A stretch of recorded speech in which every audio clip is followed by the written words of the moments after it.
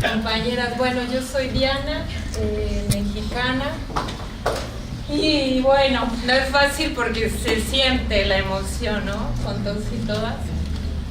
Bueno, yo soy parte también soy adherente al proyecto político zapatista. ¿Qué implica ser adherente al proyecto político zapatista?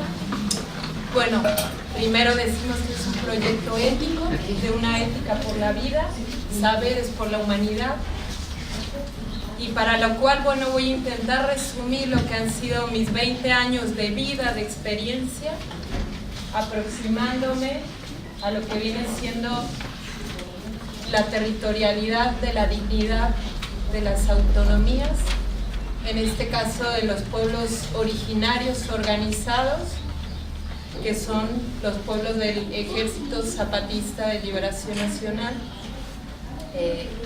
Voy a intentar ser puntual porque es difícil resumir 20 años de experiencia, y si uno también le suma todo lo que nos ha dado y nos ha cargado el zapatismo, bueno, es muchísimo, ¿no?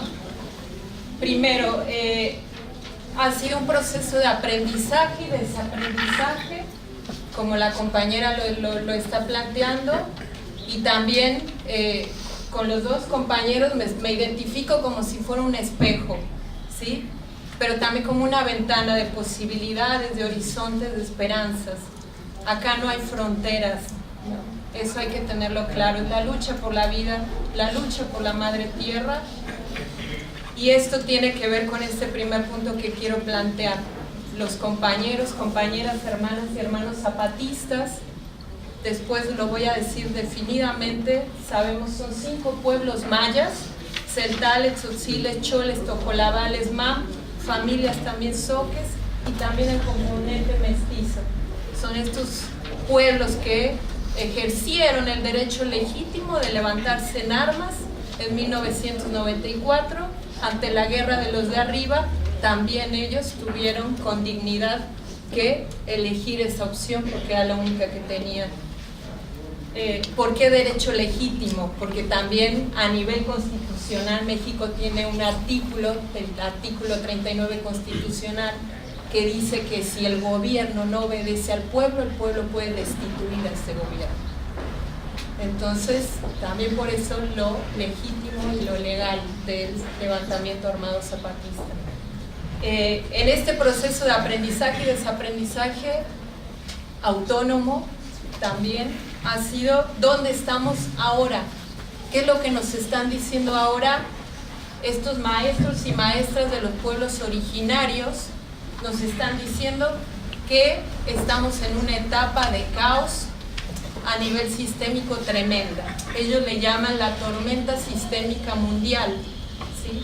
Esta tormenta sistémica mundial es parte de la Cuarta Guerra Mundial, de la cual nos vinieron hablando desde 1997, antes de que la academia empezara a hablar de crisis civilizatoria, de gran caos, de la gran crisis del sistema mundo. Los compañeros y compañeras zapatistas ya hablaban de una Cuarta Guerra Mundial, una guerra contra la humanidad y una guerra contra la madre tierra. Por eso veníamos advirtiendo los gobiernos progresistas y el neocolonialismo a través del despojo y del extractivismo. Esta Cuarta Guerra Mundial ahora está en una etapa que ellos le denominan tormenta sistémica mundial. Ahí, ¿desde dónde es que estamos ahora intentando tejer? Porque también eso es importante. No es lo mismo construir que tejer. Y en el tejer viene algo muy importante que tiene que ver el lugar de las mujeres ahora, el lugar de los pueblos originarios ahora, y el lugar de los jóvenes, jóvenes y jovenoas de ahora, ¿no? Entonces, en ¿dónde estamos ahora? Ahí nos estamos ubicando. Por otra parte está desde dónde vamos a sacar eso que nos va a posibilitar enfrentar esta Cuarta Guerra Mundial. Bueno, tenemos maestros y maestras que son los pueblos originarios, no solo en México, sino en todo el mundo, Y esto es parte también de nuestro aprendizaje y desaprendizaje, de empezar a reconocer quiénes han sido los guardianes y guardianas de la madre tierra, no solo en la etapa del Estado territorial moderno, colonial, capitalista, sino que también, y eso es parte de lo que estamos encontrando, que esa matriz de los pueblos originarios tiene una matriz matriarcal, ¿sí? En términos del resguardo, lo que aquí ya también se ha comentado, la comunidad como útero, el pueblo, la convivialidad, la comunalidad como útero de resguardo de la vida. Y en ese sentido es que empezamos también a construir otra forma de hacer política. No la política del Estado liberal moderno, no la política de la democracia electoralista, no la política de los líderes, de los salvadores, de los caudillos, de los mesías, porque también cuando empezamos a acercarnos a los pueblos, vemos colectividades. Compañero lo decía, no vengo a decir lo que yo creo, sino lo que aprendí de mi pueblo. Así es. Son palabras colectivas, construidas y sembradas de forma colectiva. Entonces, en esa otra forma de hacer política, que logramos ver desde el inicio, que ese Estado territorial moderno es capitalista, es colonial, pero sobre todo tiene una base patriarcal. No se pudo haber desplegado un Estado capitalista y colonial si no hubiera tenido un piso patriarcal. Y el patriarcalismo es algo muchísimo más cabrón. Sí, podemos estar en crisis, la crisis estructural del capitalismo, sí, pero eso no significa que va a venir algo mejor. Significa que puede venir también algo mucho peor, porque el sistema patriarcal está casi no dañado, ¿no? Entonces, en esa otra forma de hacer política, ubicándola en este contexto sistémico, es que empezamos a aprender y estamos desaprendiendo de manera constante, sobre todo, o sea, nosotras y nosotros, quizá algunos nos pueden decir que tuvimos la ventaja de tener un acercamiento con los pueblos originarios a través de un acontecimiento doloroso que fue el levantamiento armado. O sea, nuestro acercamiento fue en un contexto de guerra y lo sigue siendo. En ese contexto de guerra, ¿cómo llegamos nosotros? Y nosotros le llamamos los cashlanes. Los cashlanes, que seríamos los mestizos. Ahí algunos compañeros han resumido cómo se definiría un mestizo. Recuerdo compañero Chuno allá de Chiapas, un compañero que decía, a ellos le llaman el chulel, los mestizos nos desgarraron el tejido de la cabeza, el corazón y el hacer y el sentir. Entonces nuestro chulel está desgarrado, eso es el mestizo, el que se perdió eso con el latir de la madre tierra, el que dejó de escuchar el latir de la madre tierra, tanto por esa separación del pensar y no del sentir como una energía que te da potencia para la vida, y del hacer, porque siempre separamos pensar, sentir y hacer. Unos de plano el sentir ni siquiera lo contemplan como que tiene que estar dentro del hacer, y otros se la pasan pensando y no haciendo nada. Entonces esto también tiene que ver con lo que le llamamos, bueno, una ética. ¿Cómo logramos ser consecuentes? No rendirnos, no claudicar, no vender. Y ahí está lo más cabrón que hemos aprendido de los pueblos originarios, la dignidad. ¿Y qué es la dignidad? ¿No? En los diálogos de San Andrés, cuando se sentó el Ejército Zapatista de Liberación Nacional con el mal gobierno, los compañeros y compañeras, comandantas y comandantes hablaban de la dignidad, los funcionarios políticos, y entre ellos se decían, ¿qué es la dignidad? Realmente los tipos no sabían cómo entender la dignidad. Bueno, cuando nosotros también nos damos cuenta de la dignidad, ¿qué es la dignidad? Y que la dignidad tiene que ver mucho con lo que la compañera nos intentaba y nos estaba compartiendo, que tiene que ver con el tema de los egos. de los protagonismos, de a ver quién es más chingón o chingona, de a ver a quién le doy el codazo para ir adelante. Esa subjetividad individualista que nos penetró por todas partes desde hace años, cientos de años, y que la seguimos reproduciendo, y de momento nos dicen, bueno, la dignidad, ¿cómo se construye? ¿No? Y ahí viene todo un proceso que podríamos llamarle como el método zapatista, que es de lo que nosotros y nosotras venimos aprendiendo. Es, por una parte, cómo miramos a esa gran estructura, o esto que le llaman la hidra capitalista, y la empezamos a mirar para hacer una genealogía. Volvamos a hacer una genealogía. ¿Qué es el Estado? Y ahí volteo a ver cuando hablo del Estado, porque para mí uno de las personas y compañeros que más me aportó para entender al Estado territorial moderno, bueno, fue el compañero Carlos Walter.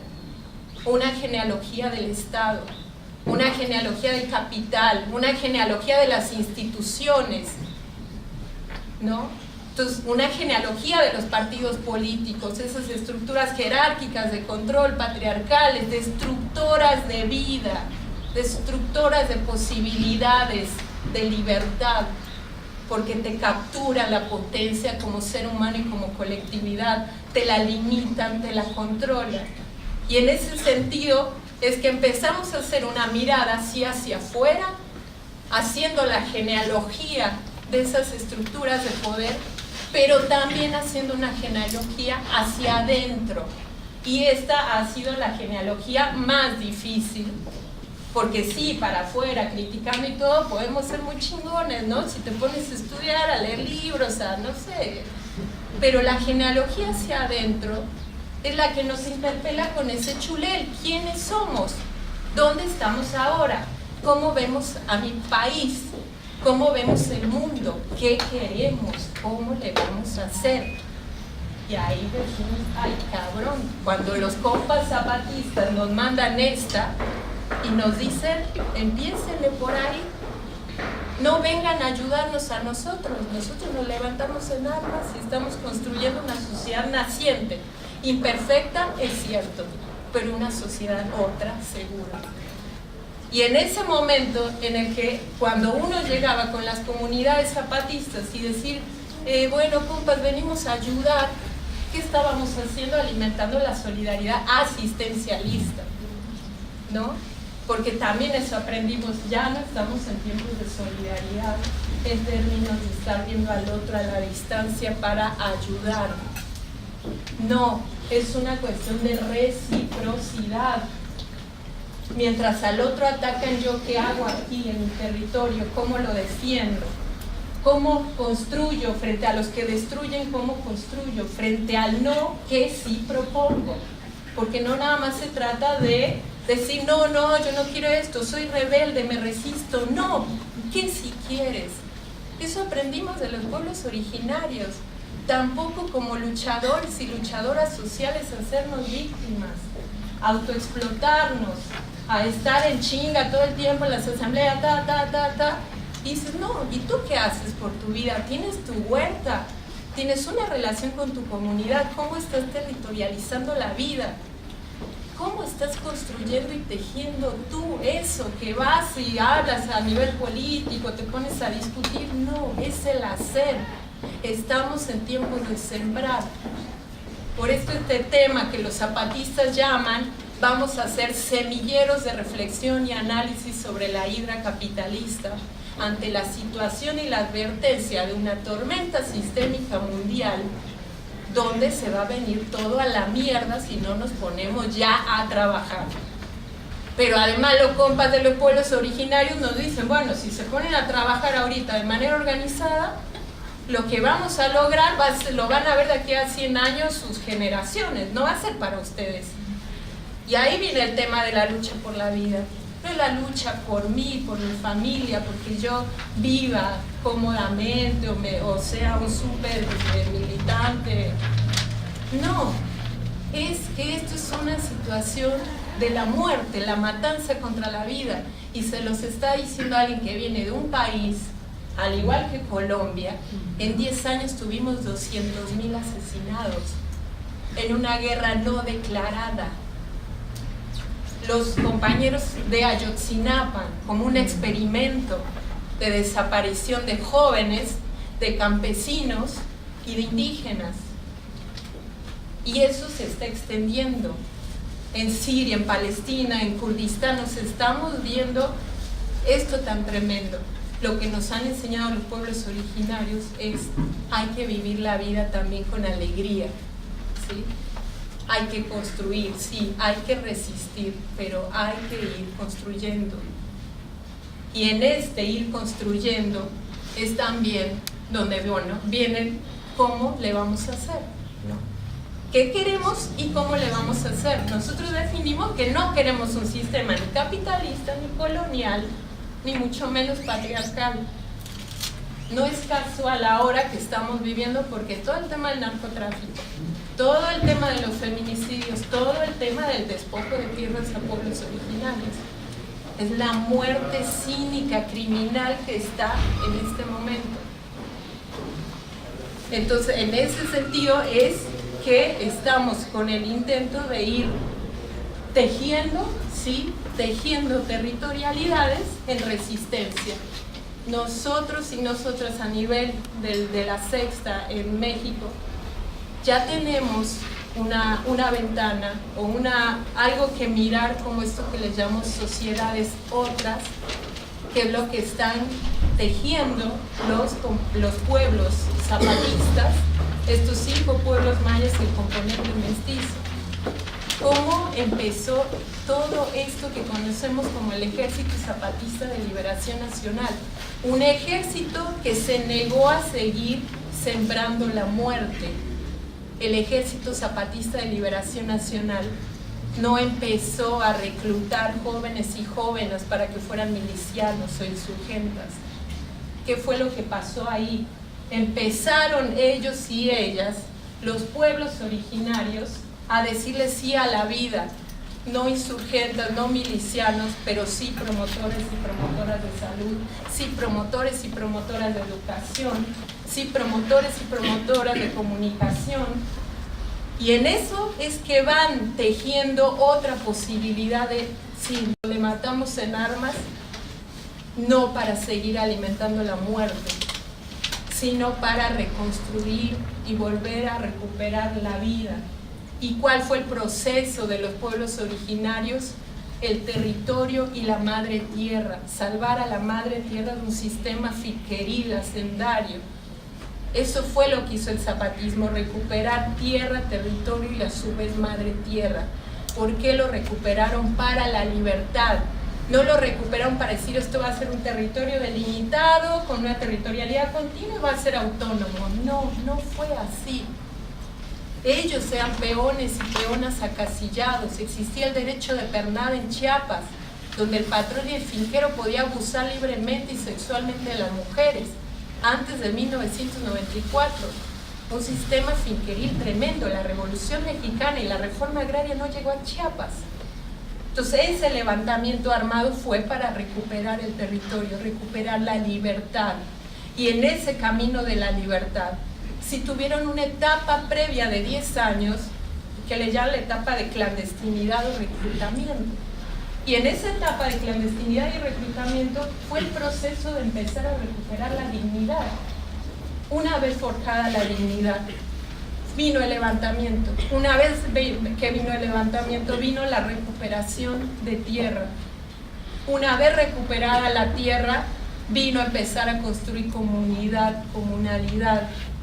Después vino la autonomía, porque el camino de la libertad, indudablemente, y eso se sabe históricamente en todas las sociedades, el camino de la libertad te lleva al autogobierno, al autosustento, a definir en colectivo y por ellos mismos qué es lo que quieren para la vida. Ese ha sido el resultado, territorialidades autónomas. Si digo territorialidades, porque no es una territorialidad ni homogénea, ni lineal, sino que es una forma de tejido que se fue tejiendo, zigzagueando toda esta cartografía y toda esta territorialidad de dominación. En Chiapas hay, por ejemplo, 76 campamentos militares. Hay todo el monocultivo de palma africana. Están las famosas ciudades rurales sustentables como políticas de gobierno. Está el turismo sustentable, porque ahora, obvio, está de moda lo sustentable. El desarrollo sustentable llegó a Chiapas con la coartada de los partidos políticos, el partido supuestamente de izquierda, el Partido de la Revolución Democrática, y ahora está el Partido Verde en Chiapas. O sea, los primeros que agarraron a esta onda de la Pachamama y el buen vivir, que lo agarraron, lo controlaron y lo empezaron a difundir, fueron los partidos políticos de izquierda en Chiapas. ¿Y qué empezó con esa dinámica? Otra forma de guerra. Ya no, efectivamente, era una guerra de despliegue militar, que fue la que mantuvo el Partido de la Revolución Institucional, el PRI, que estuvo en 70 años y que ahora sigue con el criminal actual de Peña Nieto. En Chiapas llegó el PRD y el Partido Verde. ¿Qué fue lo que cambió? La forma de guerra. Una guerra que implicaba el bombardeo de productos procesados.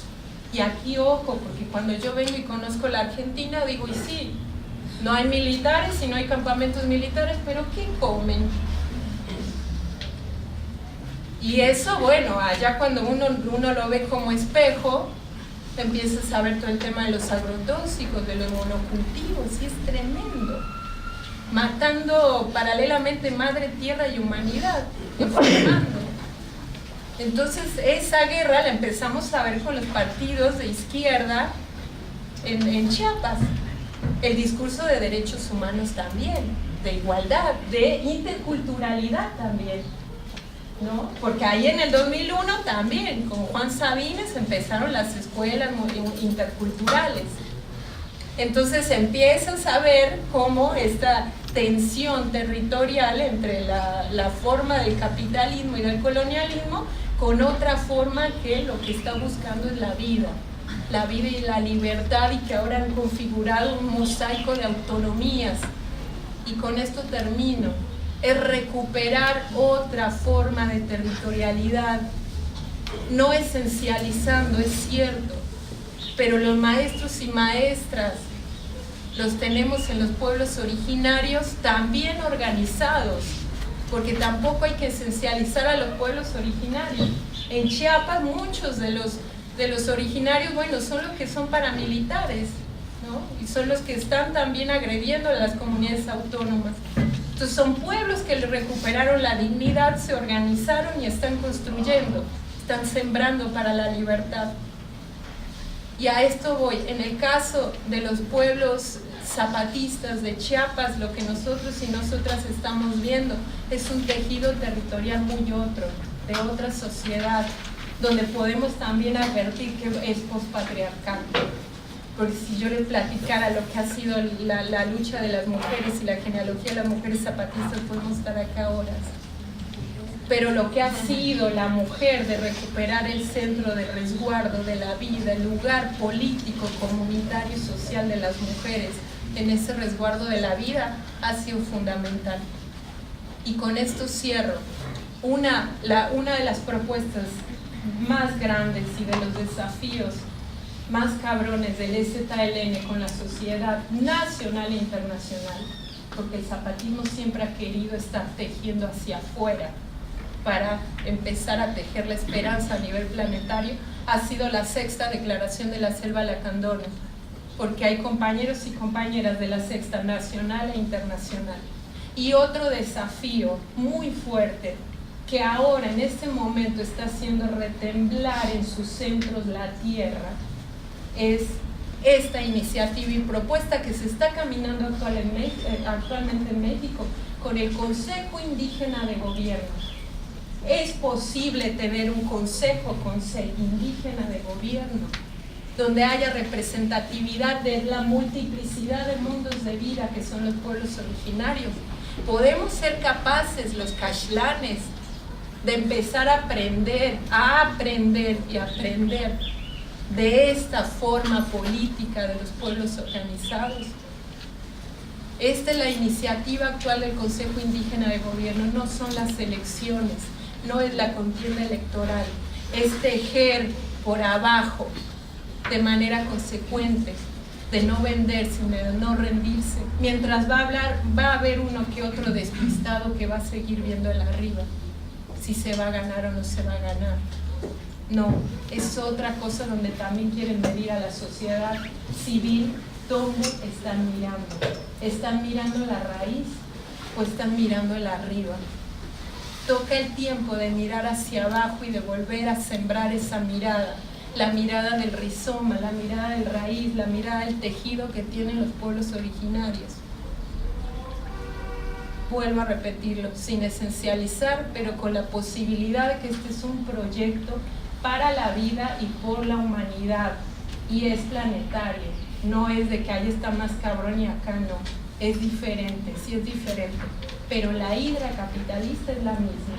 Y cuidado porque puede venir un sistema patriarcal tremendo, y entonces ahí necesitamos empezar a sembrar la sensibilidad, este tema del útero como comunidad, y esa sensibilidad que nos arrancaron y nos despojaron, que la tenemos ahí, pero que nos da vergüenza sacarla para pensar y hacer, ¿no? Y con eso